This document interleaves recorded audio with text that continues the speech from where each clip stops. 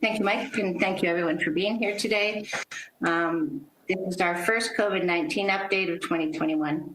So again, welcome everyone. Thank you for being here. I want to start off by extending my sincerest thank you to all of the residents of the territories who continue to follow the public health advice over the holidays. I know it's been difficult to cancel plans and find other ways to celebrate the holiday season, but the sacrifices that residents made were to ensure that we continue to limit the spread of COVID-19 in the territories and protect us and our communities from the virus. I also want to thank those who followed the guidelines for self-isolation if they traveled outside the territory during the holiday season. While all residents were encouraged to avoid unnecessary travel, travel outside the NWT is not restricted. It is recognized that there may be extenuating personal situations that lead residents, including public servants, to travel outside the territory. We understand and we respect their decision to do so. It's important that whoever travels, though, follows the public health orders when they return in order to continue to protect our territory and that everyone do their part to limit the spread of the virus. And again, I appreciate all those who are following the self-isolation orders responsibly when they return to the NWT. Today, we should be focused on the announcement of our vaccination strategy for the NWT to combat COVID-19. But the travel of elected leaders during the holidays has become a topic of interest for many across the country. I want to take this opportunity to inform the residents that no member of Cabinet has traveled outside the Northwest Territories during the GNWT mandatory leave days that began on December 23rd, 2020. And only one minister has traveled outside the territory since November 1st for a personal family matter. This information was provided to a media outlet that published a story today on elected officials and senior public servants traveled during the holidays. The media report also revealed that 2 senior officials within the government traveled out of the territory during the holiday season. It is against the government of the Northwest Territories HR policies for me to comment on the nature of their personal and their private life. However, in the interest of transparency, I want to inform the public that a total of 3 senior officials traveled outside the Northwest Territories during the holiday season. All 3 officials are following the public health orders and are self-isolating at home in the Northwest Territories. It's important that we lead by example and make the same sacrifices that we're asking you during this pandemic. And I will be having conversations with all deputy ministers to ensure that when they're making decisions about travel, that they're taking into consideration that we all must lead by example. I think it's important to remember that nobody took a holiday in another country and everyone followed the rules for self-isolation when they returned. I understand that people are frustrated to learn of this travel, but they followed the legally binding order that we expect of all residents. We're all in this together, and I, as the Premier and the rest of Cabinet, will continue to show leadership on this issue by avoiding all non-essential travel moving forward. As was announced in early December, and as of today, the government of the Northwest Territories will no longer be covering the cost of using the isolation center if a resident is returning from non-essential travel. Moving forward, residents will be responsible for making their own arrangements for self-isolation or paying for their stays in an isolation center when they're traveling for leisure purposes. Anyone who is required to stay at an isolation center because of the government's policy, medical purposes, or compassionate reasons as defined by the Chief Public Health Officer will continue to have their costs covered by the territory. Students and apprentices who live in the Northwest Territories and are required to travel beyond the border for education and training will have their costs covered for required stays in the isolation centers. People required to travel outside the territory to comply with legal requirements such as child custody arrangements or court-ordered addictions treatment will also have their isolation costs covered. For more information, you can visit the www.gov.nt.ca COVID-19. Last year was one of the most challenging our territory has ever faced. The COVID-19 pandemic has put us to the test in a number of ways, but we ended the year with what is the beginning of the most important step in our fight against this virus. On December 31st, the first territorial residents received the Moderna vaccine. Protecting residents against COVID-19 has been our biggest priority since the pandemic began, and seeing the first residents receive the vaccine is an exciting moment for the territory. Minister Green will talk more about our vaccination strategy in more detail in a moment.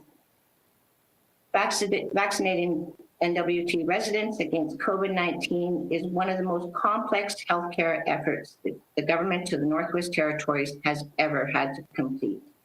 With a collaborative and coordinated approach across all levels of government, plays an important and vital role in our efforts to effectively deliver vaccine doses across the territory. I'm confident in our healthcare professionals to deliver the vaccine to 33 communities successfully. I want to thank the staff across the government, including our dedicated healthcare professionals who worked throughout the holiday season to ensure that the plan was ready to vaccinate 75% of the NWT population 18 years and older by March 2021. Again, a huge thank you for all the work that you've done to help us to be where we are today. I now want to turn it over to Minister Green to provide her opening remarks. Thank you again for being here. Good afternoon, and thank you, Premier Cochrane. I would like to begin today's briefing by reiterating the thanks you just gave to all our frontline staff who worked throughout the holidays to plan and deliver a vaccine to vulnerable residents just 3 days after it arrived in the NWT. This is an incredible accomplishment and a testament to what we can accomplish when we all work together. December 31st marked the end of 2020 and the beginning of our vaccination program. We originally anticipated starting vaccination in early January, but our teams worked at an incredible speed to move up our scheduled delivery, beginning with residents and staff at Avens in Yellowknife and the Jimmy Erasmus Seniors Home in Betchco. I know residents and staff were very thankful to be among the first in the NWT to be vaccinated, and I'm proud to share that we have now successfully vaccinated 130 residents. Now, I know the question on everyone's mind is, when will I get vaccinated? I wish it was as easy as publishing dates and times for all our communities right now. In reality, this is the most ambitious vaccine program we've ever delivered because of the vaccine's complex cold chain requirements, the logistics of delivering 2 doses to all our communities, and the fact that the rolling out of anything in the middle of our winter can be especially unpredictable. What I can confirm today is some specific priority groups will be first in line for vaccine over the coming weeks. We are continuing to vaccinate residents and staff in long-term care facilities throughout the Northwest Territories. This includes the extended care unit at the Stanton Territorial Hospital, as well as long-term care facilities in Fort Simpson, Fort Smith, Inuvik, Hay River, and Norman Wells. Next, we want to reach some of our smallest community at highest risk for community outbreak and highest risk for importation of COVID-19 from outside. We are particularly focused on remote communities with health cabins, fly-in only communities without winter access roads, and border communities near a hub or regional center. We will offer the vaccine to all eligible residents 18 years of age and older in these communities. After that, we will move on to vaccinate priority populations in small communities with road access. As a refresher, when we talk about priority populations, we mean people who are in advanced age where the severity of COVID-19 symptoms increase. That is, people over 60. Existing chronic disease and multiple medical conditions, frequent travel outside of the NWT to access medical care, likelihood of transmitting COVID-19 to those at high risk of severe illness and death, and resident workers who live in the NWT but regularly work out of the territory or at work camps with out-of-territory workers. Once these priority populations and smaller communities are covered, we will move on to priority populations in regional centres. We expect to cover all our priority populations between January and February 2021, so that in March, we can offer vaccines to the rest of the adult eligible population. If anyone is unable to make a vaccine clinic the first time we come to their community, we will make sure there is another opportunity for them to be vaccinated. Remember, each person requires 2 doses of the vaccine, so we will be making multiple trips to every community. The ultimate goal of our vaccine program is to provide the COVID-19 vaccine to as many eligible NWT residents as possible in 2021.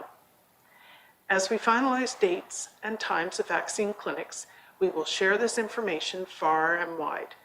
We have developed a flexible communication strategy that focuses on providing up-to-date information through traditional and new media in as many official languages as possible. The public can expect to receive information about the vaccine online, on paper, on the radio, on screen, and in person at our vaccine clinics. Although this rollout is much more complex than our typical flu vaccine program, vaccine delivery itself is not new. We have local staff with lots of experience to lead this work across the territory, including interpreters, healthcare providers, and community leaders. The NWT will also use lessons learned from the H1N1 pandemic vaccine program, where 63% of the eligible population was vaccinated. The bottom line is, residents will know when the vaccine is coming to their community with as much notice as possible, and we will support them to make an informed decision when it does. We will ask for residents' understanding if weather, delayed vaccine shipments, or cold chain management complications require us to shift our plans. We will do everything in our power to ensure this vaccine delivery is as efficient, effective, and equitable as possible. I will now hand remarks over to the Chief Public Health Officer, Dr. Kandola, to provide a COVID-19 update. Thank you. Good afternoon. 2020 was a challenging year for Northerners, and COVID-19 has had a significant impact on our lives and communities. With the release of our vaccination strategy, Northerners can expect to see vaccinations continue over the coming weeks. The rollout represents a light at the end of the tunnel and something to look forward to as we look towards a better 2021. Understandably, many residents are looking forward to getting vaccinated as soon as possible. Information about who can be vaccinated and where is now available at nthssa.ca. This information will be updated regularly. I encourage everyone to stay tuned, as this is the best way to stay informed as we move through this phased rollout. We will make sure this information also goes out on social media, in print, and over the airwaves to reach as many people as possible. I also want to thank residents and staff at the Jimmy Rasmus Seniors Home, Avens Manor, and folks at the Stanton Extended Care Unit for rolling up their sleeves and getting their first doses of the vaccines. You are helping to protect yourselves, your clients, your co-workers, and your community. These efforts mean our territory has completed 130 first doses of vaccine since the vaccine arrived just days ago. As other residents and staff at long-term care centers get vaccinated in the coming days, our most important duty to them is to continue doing our part to keep COVID-19 at bay. Immunity does not happen immediately after you get a dose of the vaccine. The Moderna vaccine requires 2 shots 1 month apart. You reach full immunity 2 weeks after the second dose. The Moderna vaccine has only been approved as a measure to prevent illness. There is not yet enough data to know whether it prevents transmission. This will become clear with continuing research. With that in mind, we still need to be careful. This means sticking to the public health orders and self-isolating for 14 days alongside your household if you've traveled outside the NWT, even if you've been vaccinated. It means staying home at the first sign of illness and contacting your local health center or public health unit to get tested for COVID-19 when you do. It means respecting physical distance of at least 6 feet when you're out. It means wearing a mask whenever you're out in public. It means washing your hands frequently, keeping crowds small and spaces large. Also means keeping coughs and sneezes to ourselves. So many are wondering whether rolling out vaccinations means we don't have to think about these measures as much in the near future. I want to be open about the fact that we still have some time to go before we will be in a position to lift all public health restrictions. And I want to explain why. Building population immunity takes time. It will take a few months to ensure every eligible person in the NWT has the opportunity to receive the vaccine. And it will take more months for our provincial partners to roll vaccines out there to their population. The risk of importation of COVID-19 into the NWT has also never been higher. Till the rates of infection begin to drop and vaccination levels elsewhere rise, vigilance will remain important. This means we'll need to see significant levels of vaccination or a considerable drop in transmission in other parts of Canada before we consider eliminating self-isolation requirements or travel restrictions altogether. But as vaccinations rise across our territory and our country, and we bend the second wave, we can look forward to eased restrictions in 2021. The first restrictions eased would likely be measures within the NWT, like gathering limits, for example. More targeted and permissive self-isolation protocols and travel restrictions may also be considered. This will require close examination of the current state of vaccination and transmission both within the territory and in jurisdictions across the country. We will regularly review the need for these public health restrictions. When the evidence shows it's safe for residents, we will remove or reduce restrictions. I know we all want to turn the page and put this pandemic and restrictions behind us. But if we let up too early, we put at risk the hard work we have done and the stability we enjoy today in the Northwest Territories. So for now, let's hold the line. Let's keep our communities safe. Let's be kind as we work through this crucial chapter in our pandemic response. I want to again hit home the safety and efficacy of the COVID-19 vaccine. For our part, we are confident the COVID-19 vaccine is safe for all eligible populations. We are certain it is much safer to get the vaccine than get the disease. Moderna provided the proof in 3 phases of clinical trials with more than 30,000 participants. Top scientists and experts across the country have independently validated these results. And these same specialists will be watching closely to make sure these vaccines work well for years to come.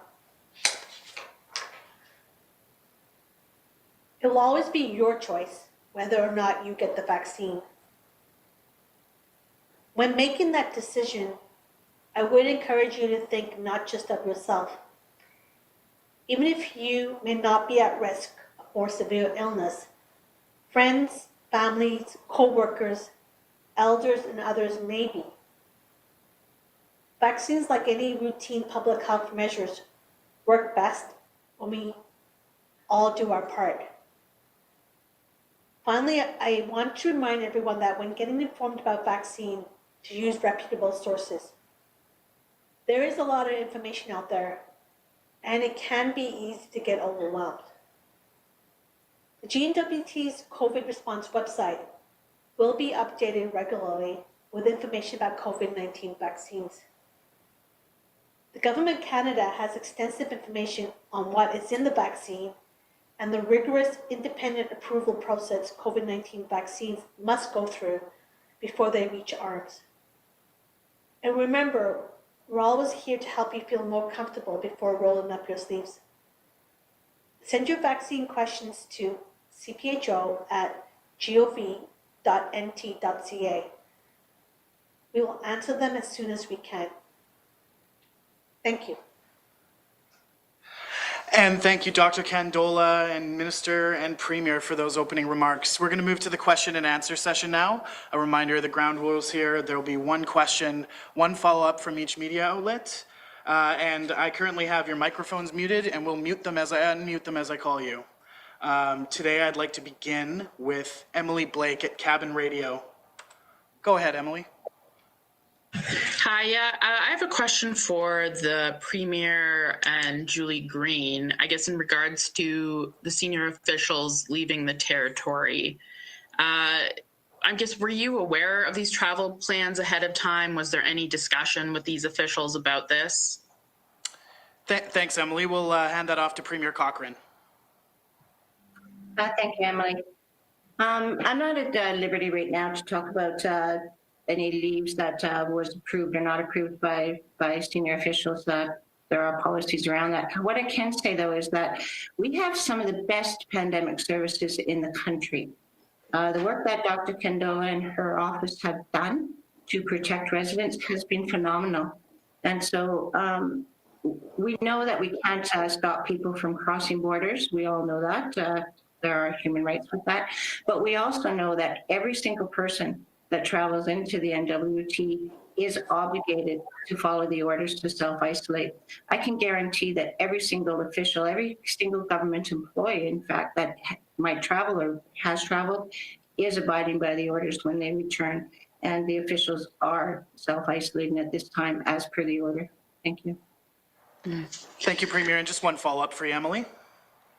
I guess, is there any concern, that these senior officials are, I guess, seemingly going against what the advice of the COVID Secretariat and, health officials are right now? And, I guess in terms of, regular citizens are being asked not to leave the territory, what's going to stop them from doing that now that they're seeing, government officials not following their own policies and recommendations?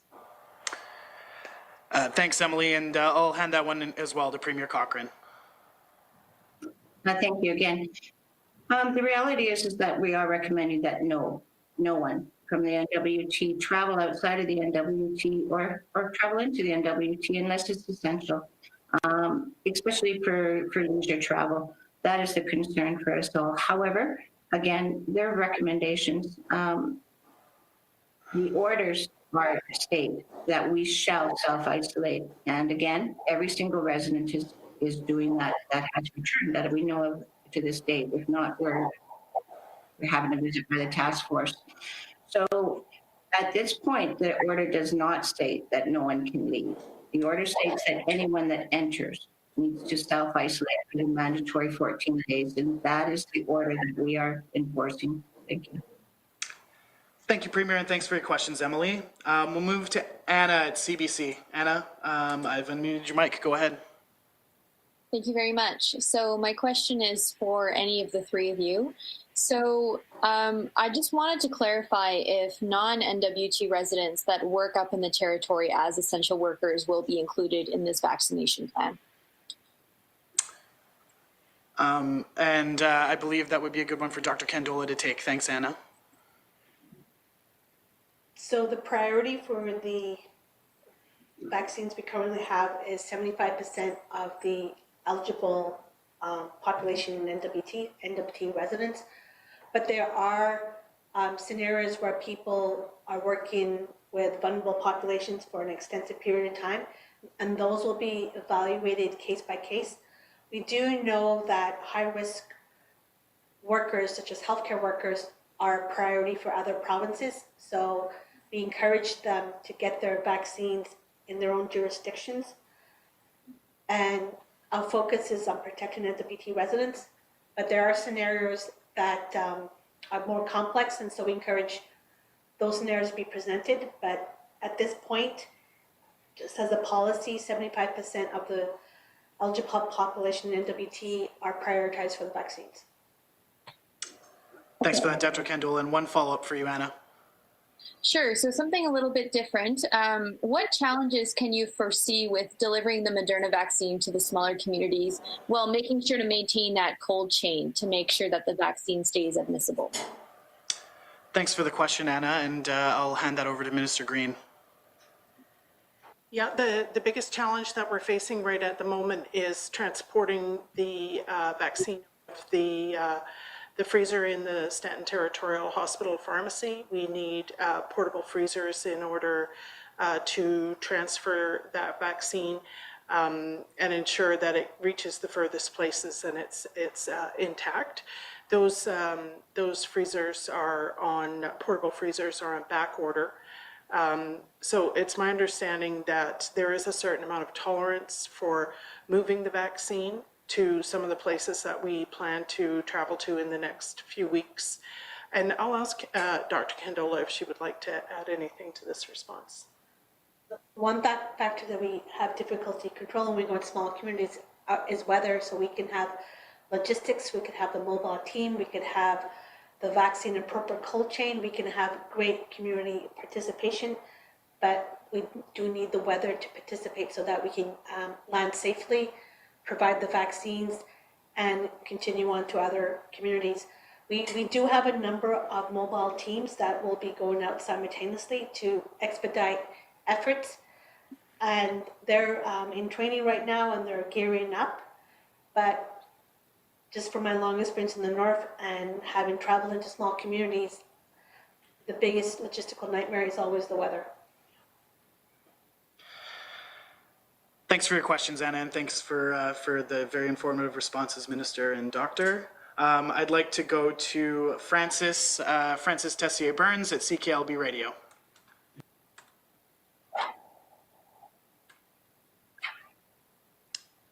Francis, do I have you?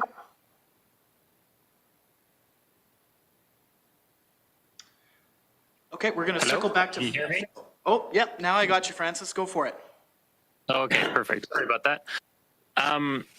Question probably for Dr. Kandola, if not Minister Green. I want to look at this really from the small community perspective. If I'm a resident, you know, in Sax Harbor, Colville Lake, Sagichik, some of our really small communities, what do I have to do to access this vaccine? Just hoping to get as much detail as possible to really inform our listeners in small communities as to what they can expect. Thanks for that, Francis, and I'll pass it over to Minister Green. Yeah, thanks for the question. All of the communities that you mentioned are communities with health cabins, and the vaccinations will begin in those communities next week at those health cabins. If you look at the website that Dr. Kandola referenced, the NTHSSA website, there is a preliminary schedule there. It doesn't give the exact date that the crew will be in each of these communities, but it does give a list of communities. And and the exact dates will be communicated through those health cabins. And I'll ask Dr. Kandola if she would like to add anything to that. In addition to the health cabins, you've also mentioned communities that are flying in all year round.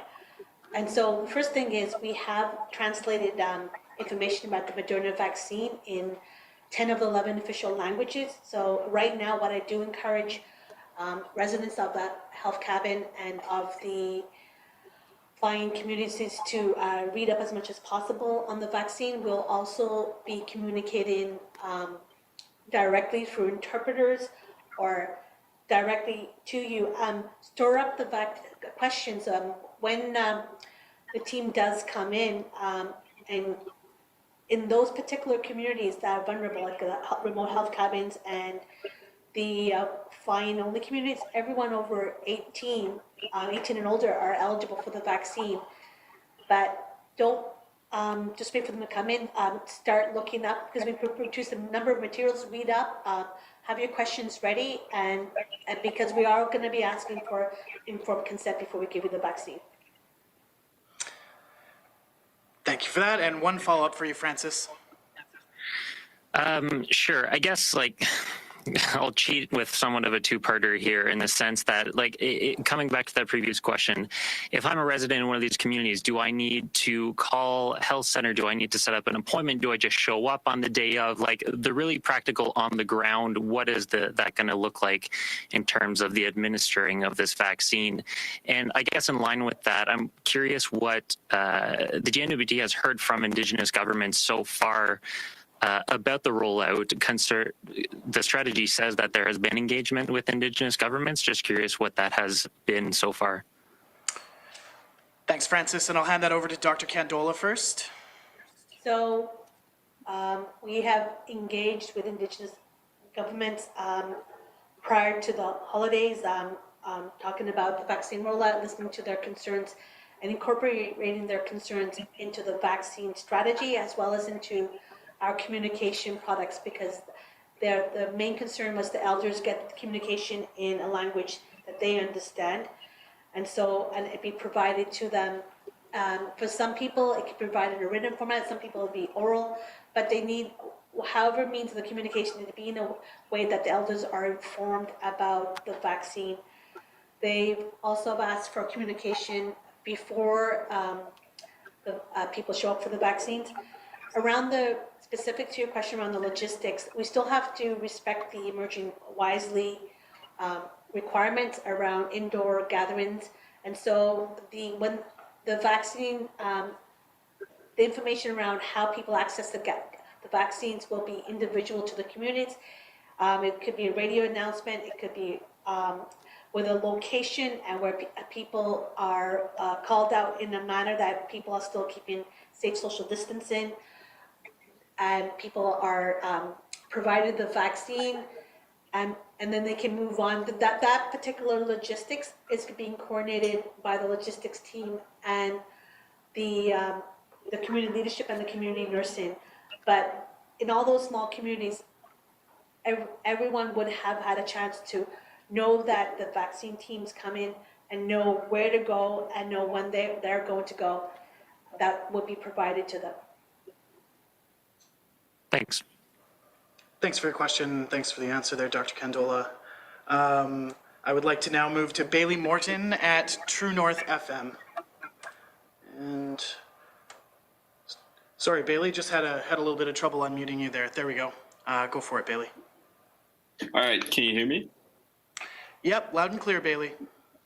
All right, thanks, Mike. Yeah, this is a question for Minister Green. I think you mentioned the portable freezers have been delayed in their delivery, but you said some, like in the more rural communities, like Sachs Harbor, I think previously mentioned, vaccines are going to be starting to be administered next week. So I was wondering if you can explain how the cold chain can be maintained through transport without the portable freezers. Yeah.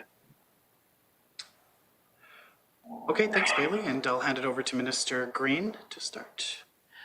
Yeah, that's right. I did say that the portable freezers were on back order. They're on back order around the world. It's been difficult to get a commitment for a delivery date. But I'm going to ask Dr. Kandola to add to this because she developed the schedule. So there is a plan B that's in effect here. So we have, for the smallest communities, we do have Credo cubes where we can still maintain the amount of vaccine and bring it to the community, deliver it safely. We are looking at specific, we have to, the good thing about the cabin communities, the remote communities, the numbers are small, and so we are able to bring the vaccine that's required and maintain the cold chain in these alternative storage arrangements, and that we would be able to deliver it. It's just that we can't, we have no means to store vaccines in some of the communities without these portable type of freezers or carry more vaccines. So we are aiming to just bring enough vaccine to vaccinate the populations that we need to, so we don't have vaccine wastage. The whole point is not to have vaccine wastage and keep the vaccines as frozen as possible, just to extend the shelf life. But we have worked around the problem, and it's not going to stop us from going out next week and vaccinating as many of the highest risk communities as possible. That will still go on. This logistical issue is something that we developed our own solution to override. Thanks for that, Dr. Kandola. And one follow-up for you, Bailey. Yeah, thanks, Mike. I think this is for Dr. Kandola. I was wondering what kind of cost and extra, in terms of like extra hours for staff and extra transport costs, because it sounds like you're not going to be able to store vaccines in the communities, in rural communities. So I assume that will lead to perhaps multiple trips being made out to communities to vaccinate people. So I was wondering what the impact in terms of cost and staff time there's going to be with the portable freezers not being delivered yet. Okay, and it looks like Minister Green. We'll start off with a bit from Minister Green. And Yeah, thank you. Thank you for the question. I asked this question myself today, and we don't have an exact dollar figure. We do recognize that it will cost money to fly the teams around the NWT to deliver the vaccine, not just for the planes, but for the staff as well. The doses themselves are being covered by, the cost is being covered by the federal government, as well as the supplies to administer the vaccine, like syringes and alcohol swabs and needles, and the freezers. This is all going to be paid for by Canada. We have some money through the federal government immunization partnership fund that will provide us with additional funds for communication products to translate into the languages, as Dr. Kandola referred to, and to put them out in different forms to reach different audiences. Thank you. thanks for the questions, Bailey. We'll move on to Blair McBride at Northern News Services. Can you hear me? Loud and clear, Blair. Okay, great. Thank you for that, Mike. So Dr. Kandola mentioned a little bit earlier about how lifting the restrictions won't necessarily be automatic once vaccination proceeds. Could she be a little bit more specific on that? Like what kind of threshold we'd have to pass before we could begin lifting restrictions, for example, border restrictions and limits on indoor gatherings? So thank you for that. So there's this Moderna vaccine and the Pfizer vaccine have just recently been approved, and we know some data from the clinical trials. We do know that Moderna vaccine is 100% effective efficacious against severity of COVID, and 94.1 efficacious against COVID in general. So we know it helps prevent COVID disease. What I'm still waiting to see is the data around, does it prevent COVID transmission? So I may not get the disease, but I may still get infected and pass on the virus. So I need to know that kind of information, because that's gonna really help inform myself about how I can ease restrictions, because we still want a significant number of our high-risk population immunized and prevent their severity, but we just still don't want to have ongoing community transmission. So when I get more information around that, it will help definitely change restrictions about people who are vaccinated and how they isolate. But I need that evidence. The other information, that if the more people get vaccinated, and as we see the second wave bend, we can look internally and decide what is the risk within NWT if we have our significant number of high-risk people immunized, and then can we move forward to increase the number of gathering. So that's something else we would look at. And another scenario is, has the Yukon and the Nunavut also increased their vaccinations, and they also have the same allotment of 75% of their eligible population, then their risk would significantly decrease. So if we're looking at easing travel restrictions, the first jurisdictions I would look at would be my neighboring territories. So this is a progression, and based on how many people we immunize, and based on how what happens to the rest of Canada in terms of their second wave and their transmission, really impacts how we will ease restrictions. The one thing people have to understand here in the territories, we are so fortunate. We've received enough allotment in the next 3 months to start or complete immunizations in 75% of our eligible population. That is not true for the rest of Canada. They are not anticipating to complete their populations to the end of 2021. Thanks for that. And one quick follow-up here, Blair. Yes, thank you. I guess, well, the thing is that because these vaccines are so new, I guess it could be some time until we know if they can stop transmission. You said that that's some more information we would need to know before we can determine when restrictions could be lifted. So this could be quite a while then, couldn't it? Well, we're in NWT, we're a lot smaller than other jurisdictions, but in some of the bigger provinces, some people can be doing studies where they have universities and they can continue those studies. Moderna could also, sometimes they extend their study period after they finish their trials. We have information that the vaccine's efficacious, but I anticipate that there'll be ongoing studies for people who achieve the vaccine and testing to see if they carry the virus and how long their immunity will go to. So it's the vaccine was approved in late December, so we were just rolling out our first doses now, and so I'm anticipating that as more time goes on, as we're reaching the second dose, some of this information that I don't have available right now will be available and will help direct my decisions in the future. So it's just a matter of time. We're not looking for a long time. I think everyone's interested in this question, not just the NWT. Thanks for your questions, Blair. And we're going to move to Marie Soleil at Radio Taiga. The vaccine will be free. Marie Soleil, did we have you?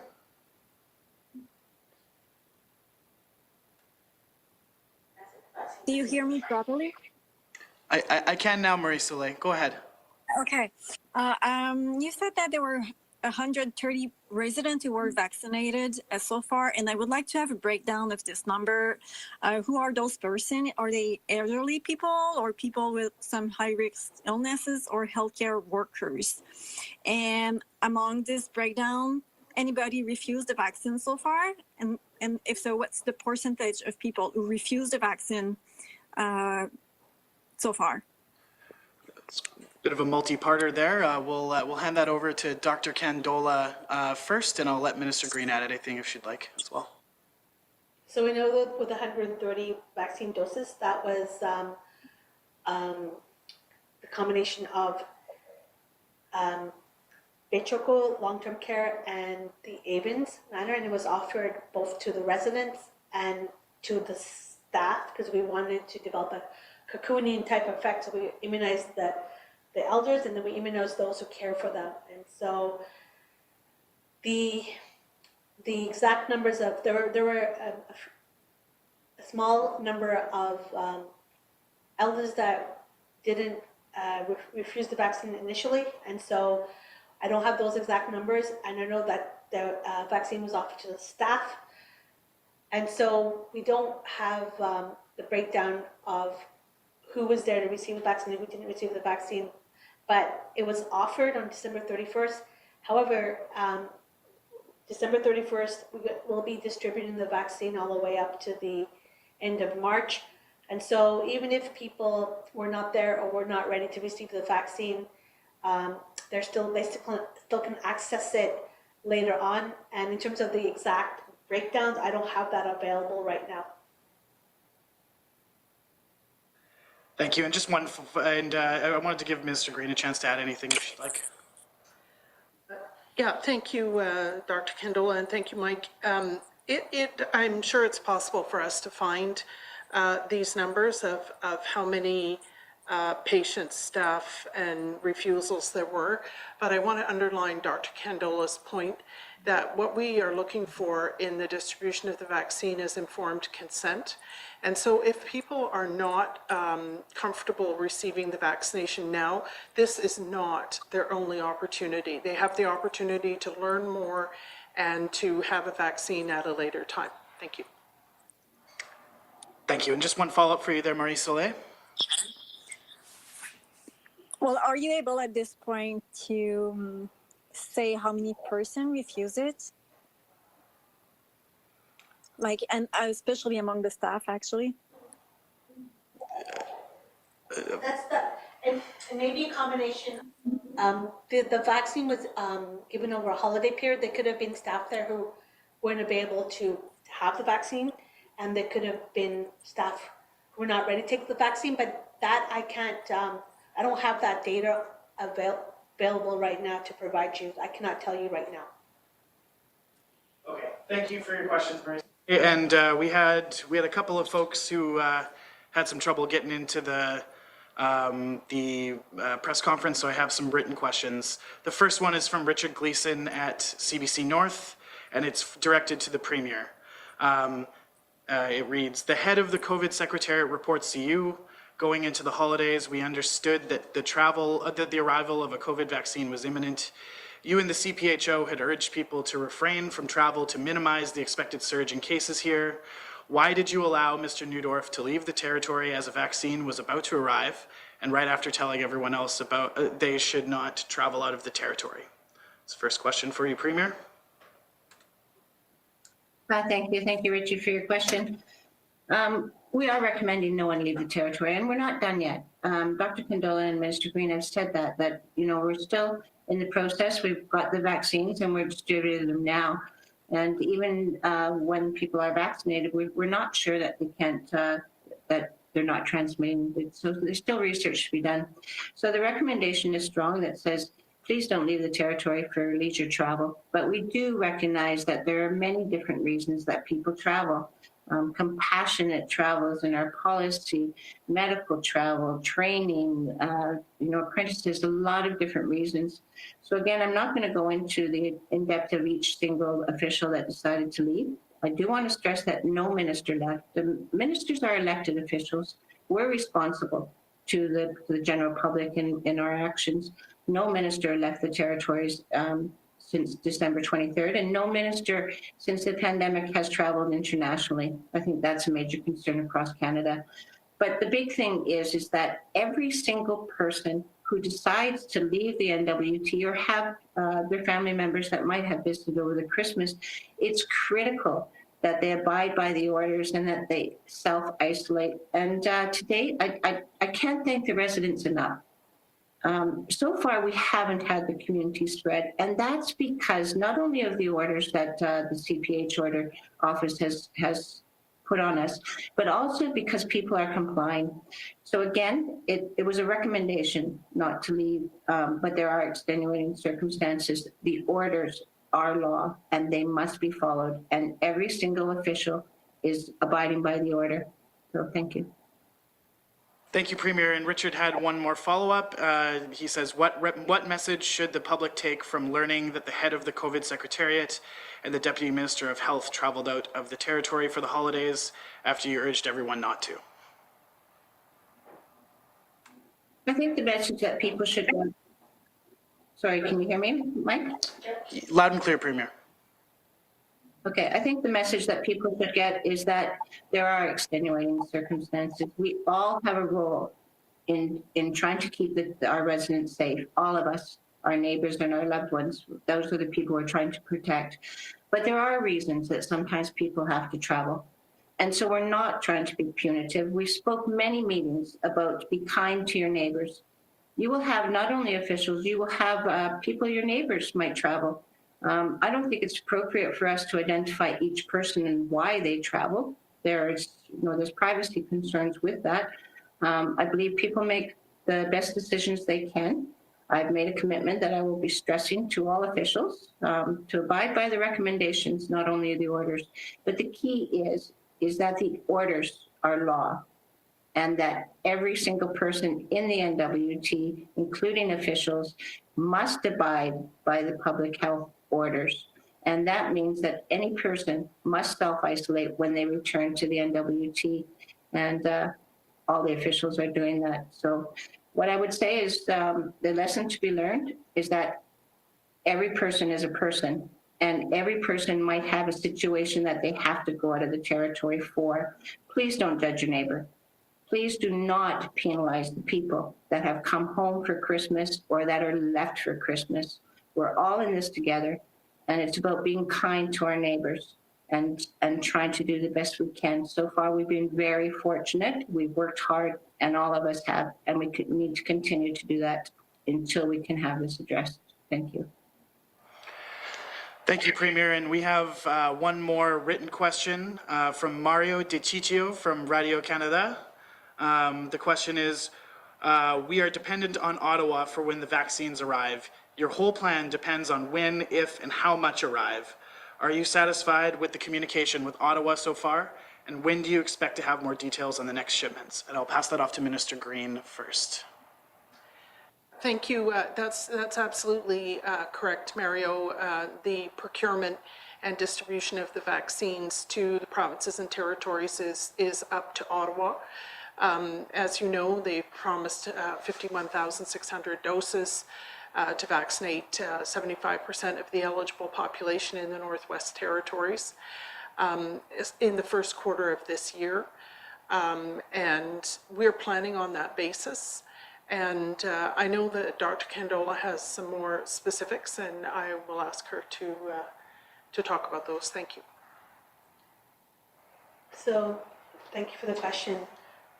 We also know that it was the federal government that advocated that the territories be considered as a priority group, that we get, we're the only jurisdictions in Canada that get 75% of our allotment for our eligible adults in the first quarter. Along with that commitment, they had committed to sending multiple shipments over the next 3 months. We did receive our first shipment on December 28th, and we are anticipating a second shipment next week. The first shipment was 7,200 doses. The shipment that we're anticipating next week is 7,200 doses. That gives us 14,400 vaccines that we can use to roll out in the communities that are now, you can see the week and the communities on the website. We're anticipating on a regular 3 to 4 week schedule, 2 more shipments of 7,200 doses. And the final shipment, which we will use for the general population, should be here in mid-March, which should be over 20,000 doses. We are, this is the plan that the federal government has provided. We know things can happen. There could be something at the manufacturing plant. We may have a stall in shipments, but this is what they have promised, 51,600 in total in over 5 shipments. And again, we are grateful that we have been considered as a priority territory. And thank you for that answer there, Dr. Kandola. And we're going to finish up just with one question from Emily Blake at Cabin Radio, and then we have to close it off.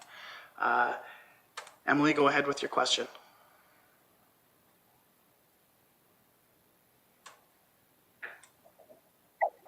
Emily, do I have you? Yeah, I started with questions.